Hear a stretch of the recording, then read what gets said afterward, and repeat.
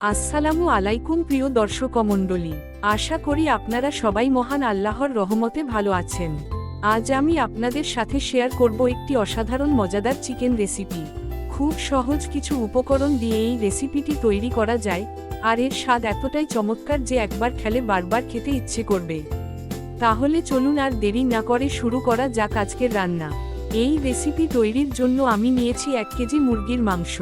এছাড়াও নিয়েছি পেঁয়াজ কুচি, কাঁচা মরিচ, আদা বাটা, রসুন বাটা, জিরা বাটা, এলাচ বাটা, মরিচ গুঁড়া, হলুদ গুঁড়া, গরুর মাংসের মশলা এবং কিছু আলু।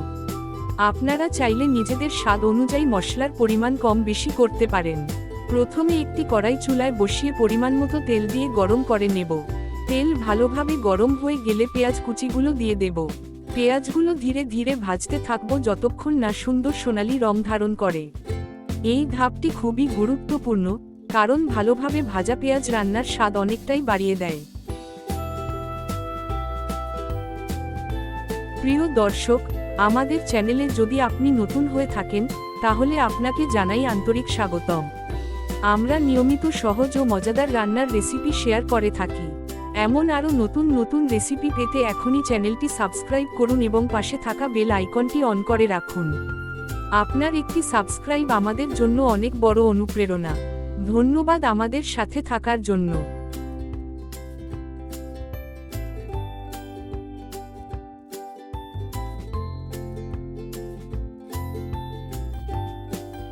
পেঁয়াজ ভাজা হয়ে গেলে এর মধ্যে আদা বাটা, রসুন বাটা, জিরা বাটা এবং এলাচ বাটা দিয়ে দিচ্ছি।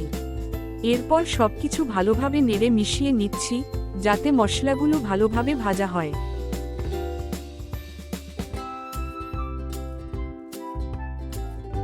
এখন মরিচ গুঁড়া, হলুদ গুঁড়া এবং গরুর মাংসের মশলা দিয়ে দিচ্ছি। মশলাগুলো ধীরে ধীরে ভাজতে থাকুন। এই সময় যে সুগন্ধ বের হয়, সেটিই রান্নার স্বাদকে আরও বাড়িয়ে তোলে।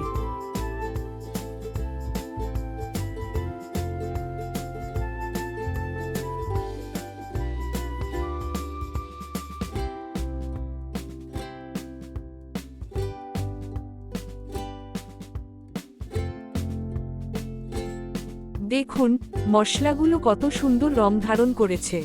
এই পর্যায়ে মশলা ভালোভাবে কষানো খুবই গুরুত্বপূর্ণ, কারণ মশলা যত ভালো কষানো হবে, রান্নার স্বাদ ও ঘ্রাণ তত বেশি হবে।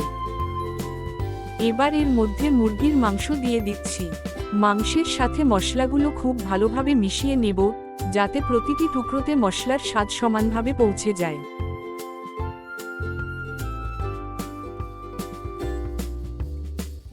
মাংস ভালোভাবে মিশিয়ে নেওয়ার পর ঢাকনা দিয়ে কিছুক্ষণ রান্না হতে দেব। এতে মাংস থেকে প্রাকৃতিক পানি বের হবে এবং মশলার সাথে সুন্দরভাবে মিশে যাবে।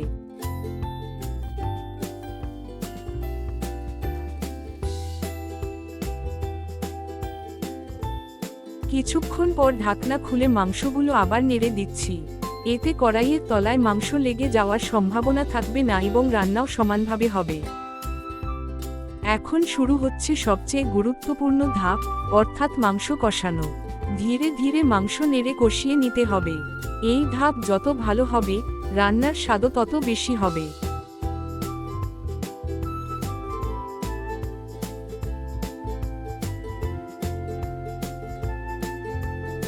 দেখতেই পাচ্ছেন মাংসের রং ধীরে ধীরে পরিবর্তন হচ্ছে এবং মশলার সাথে সুন্দরভাবে মিশে যাচ্ছে। এই সময় একটু ধৈর্য ধরে রান্না করতে হবে। আলহামদুলিল্লাহ, আমাদের মজাদার চিকেন রেসিপি এখন সম্পূর্ণ প্রস্তুত। দেখতে যেমন লোভনীয়, খেতেও তেমনই সুস্বাদু।